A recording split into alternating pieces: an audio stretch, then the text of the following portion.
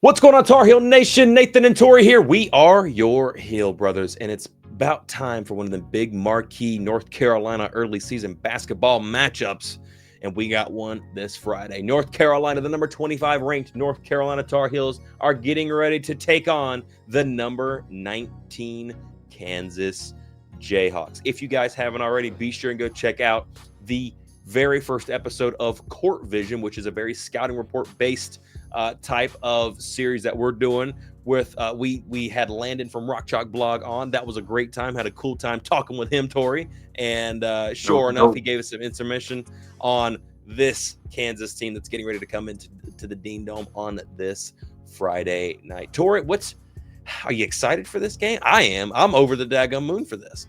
Yeah, man. So this is a real test right now. Yes. Ranked game. When we talked to Landon, we talked about everything about the players coming up and about the championship game last time.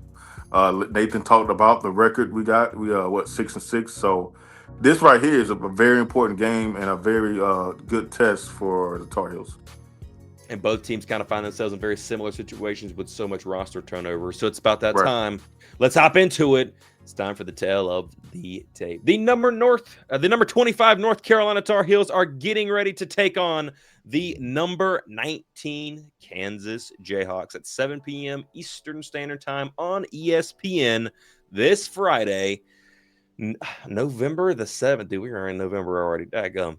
Inside of... It's almost Christmas, man. It's getting close, baby. We're getting super, super close for daggum Christmas time around here. Kansas is favored in this game currently by ESPN Matchup Predictor 58.4%. Currently, right now, there are no betting odds available for this game as we are currently recording, but that's okay. 58.4% is the ESPN Matchup Predictor. The all-time series between North Carolina and the Kansas Jayhawks is tied 6-6 as they enter their 13th matchup this Friday. Kansas has won the last 5 matchups in a row against the North Carolina Tar Heels. Keep that in mind as well. So Carolina was 6-1 in this series, and now they are tied at 6 apiece after Kansas has rattled off 5 straight. It's going to be an important game for North Carolina. The last time these two teams matched up was last year in the very early season up there at Allen Fieldhouse, where North Carolina did fall just short after which was going to be a kind of a teller for the rest of the season. Big time deficit at halftime, trying to come back and almost making it happen at the end of the second half. It was quite a time over there in that game for North Carolina, and boy, it was just the beginning of a very long season for the Tar Heels. Yeah. The Kansas Jayhawks are led by head coach Bill Self. He is in his 23rd season with the Kansas Jayhawks, starting in 2003, and sure enough, he replaced the one and only Roy Williams out there. Good old Pastor Roy. We love that guy. Pastor Bill Roy. Self. That's it. Bill Self, at all time, his overall head coaching record is 836 to 256. All time. He is a 2-time national champion with the Kansas Jayhawks. The second one coming, unfortunately, due to the North Carolina Tar Heels in 2022. Tough game and interesting game, to say the least. A very unfortunate second half for North Carolina. Unfortunate. But it's okay. It's okay. We're moved on, and we're here now. The Kansas Jayhawks are led. They have the bunch of stat leaders here for the Kansas Jayhawks. We're going to go from points, rebounds, and assists in that order. Points and rebounds leader is both the same, which is Flory Badunga. He is a 6'10", 235-pound forward. He has 23 points, which is tied 53rd in the country right now. Again, this is just through one game, and they played Green Bay as well. And also, he is leading the team with assists, and he's currently averaging 6 rebounds per game. The assist leader for the Kansas Jayhawks is Melvin Council Jr., who is a transfer for them that's coming this year. He is a guard, 6'4", 180 pounds. He is a senior, and he has 4 assists on the season. Kansas is coming in after a 94-51 win against Green Bay on Monday night. Big game for them in Allen Fieldhouse. And evidently they treat those games over there just like their national championship games, from what we heard from Landon from Rock Chalk Blog during the Court Vision series there. But in that game, Florida Badunga had 23 points in that game. Melvin Council had 10. Darian Peterson, who is one that we're going to have to keep an eye on. He is the big-time recruit that came over for Bill Self and the squad. He had 21 points with 4 rebounds, 3 assists, 2 steals, a block, and 1 turnover. Knocked down 3 threes as well. The North Carolina Tar Heels are led by head coach Hubert Davis. 5th season here for Hubert Davis. He is 1-0 currently right now. His all-time record is 102-45, including last night's game, as last night as we're recording this, because we're recording this on Tuesday, against the UCA Central Arkansas Bears. Carolina is a team that is very similar to Kansas, and we'll talk about that right here in just a second. But Carolina is led by points leader Caleb Wilson. He had 22 points in that game. He is a 6'10", 215-pound freshman forward, and he is the engine that controls this team as well. Rebounds leader is Henry Vassir, a transfer from Arizona. He is a 7', 225-pound junior who has 10 rebounds. Who averages 10 rebounds per game. Kyan Evans, the guard, also a transfer from Colorado State, 6'2", 275-pound guard, is the assist leader with 5 assists in a game against UCA. Carolina is coming off a win against Central Arkansas, 94-54. Tori, not too much of a sample size for both teams. Obviously, if you count the exhibition games, Carolina, this is their 2nd ranked matchup for them in the season, as they faced BYU early, their first exhibition game out there in Utah a couple of weeks ago. But this is an early season matchup against the Kansas Jayhawks. Both teams, ranked top 25, look to be really good teams right here in the future. But both teams kind of being similar in their build, and as they're had a ton of roster turnover. They lost a lot of guys from last year's team. Hunter Dickinson finally being being out of eligibility, because boy, we were sick and tired of seeing that guy. I saw him at Michigan a ton, and we saw him at Kansas as well. That is just annoying. But thankfully he's gone now. But also they lost guys. Pelican's problem now. Oh, dude, yeah. Have at it, Captain. Just have at it. But they also lost guys like Rylan Griffin, AJ Storr. I mean, these guys were really good players for these. Zach Clements as well, good players for them. And they're flipping it over, giving it to a guy like Melvin Council Jr., Troy White, Jaden Dawson, also a Darian Peterson, the highly recruited. I think he was the number 3 recruit in this past recruiting class. Went to Kansas and now is absolutely balling out. Tor, what's your opening thoughts on this game? I think Kansas is going to come out swinging, man. I mean, you got Darren Peterson. He scored 21 points in 22 minutes. So that's kind of tough right there. So I think this should be a good game. Ranked teams who pretty much are going to stay ranked throughout the season. I think it's going to be a fantastic game. It's a test for both teams. You even heard, if you look at the scouting report or the court vision that we have, Landon said, UNC was going to get it. And me and Nathan could think that Kansas could get it. I mean, it's just we both respect each other, and this should be a great game to watch, man. And I'll be watching it, away from Nathan, keeping an eye out on it. Yeah, this is going to be a huge game. We're going to be going through it as we do the live watch party there as well. I'll be holding down the fort by myself, but it's going to be a fun time to say the least. Yeah, absolutely, for sure.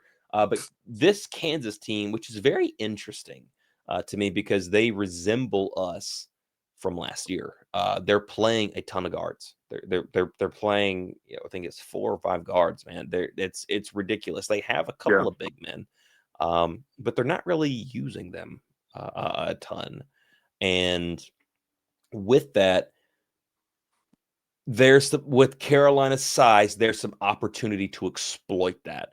especially the way Carolina moves defensively. But from what we've heard from Rock Chalk Blog, Kansas is very grounded on the defensive side of the ball. So Carolina is going to have to make sure that turnovers are. I mean, they've got it. Ball security is going to be huge in this game because Yeah, Kansas, with playing all those guards, they're going to be able to get out and transition and get get points off turnovers if they're not careful, yeah. which is huge for North Carolina in this game. So turnovers got to calm those things down for sure.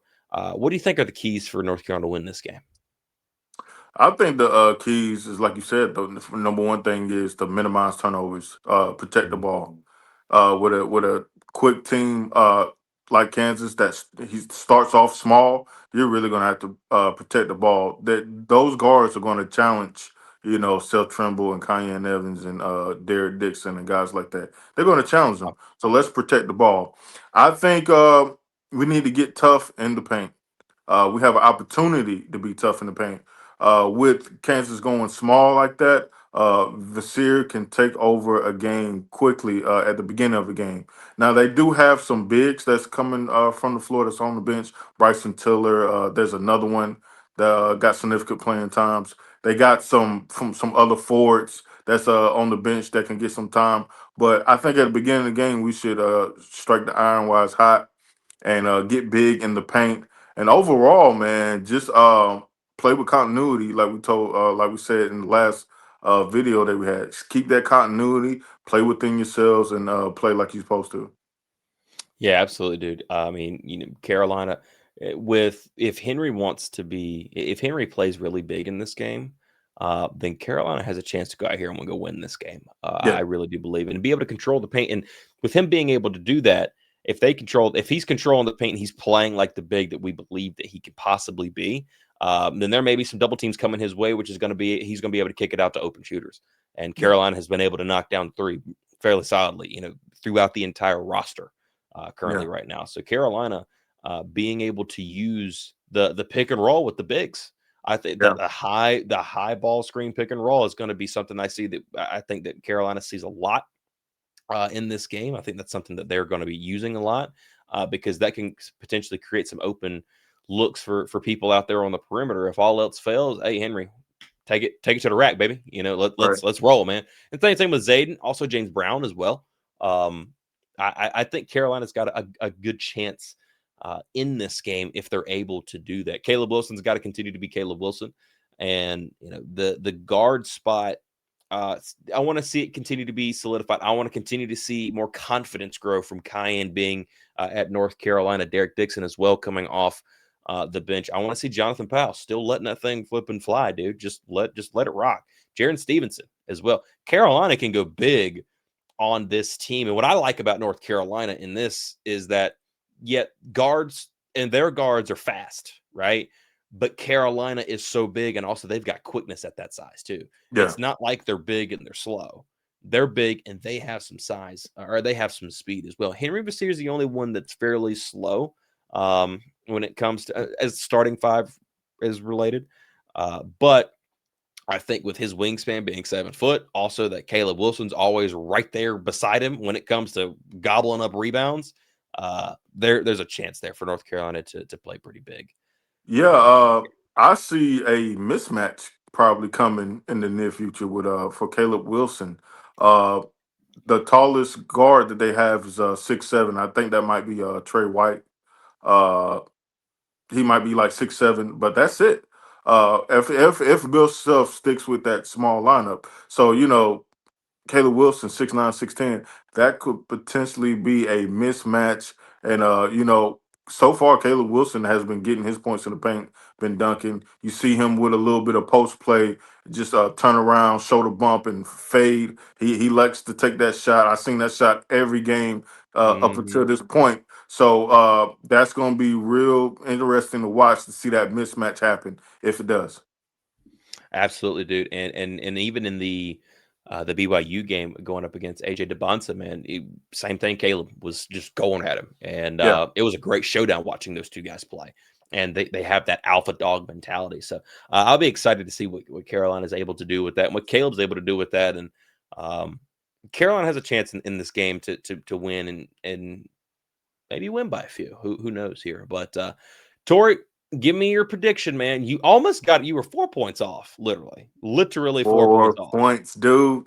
from the correct prediction. So I'm gonna let you start out with the prediction on this one because I was way off. Give me 78-70 Tar Heels. 78-70. I like it. That's a good score. I like Yeah, that.